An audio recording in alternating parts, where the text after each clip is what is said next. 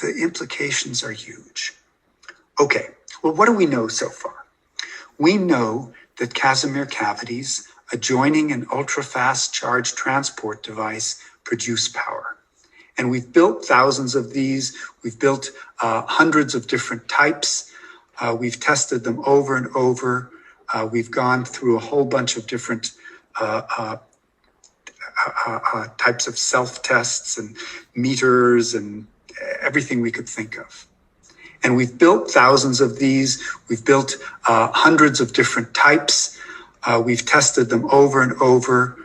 We've gone through a whole bunch of different types of self-tests and meters and everything we could think of. We find that the current increases as we reduce the cavity width or thickness. And this is consistent with having a larger sink for 0-point energy as we make these cavities narrower. And so it's consistent with the source being 0-point energy, but we certainly can't say that's what it is for sure.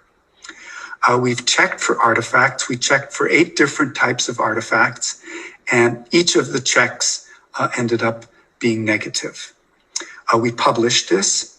What has the response of the scientific community been? What are they saying, given that this potential for something really radical has been described? None. There's been essentially total benign neglect. We've heard nothing from them. And, in the meantime, my lab has published other papers. We published another paper on something a lot less important in a journal, Nature Communications. We got all sorts of press coverage, interviews, and so on. But for this, nothing. Why? I suppose people just don't know what to make of it. They just don't believe it.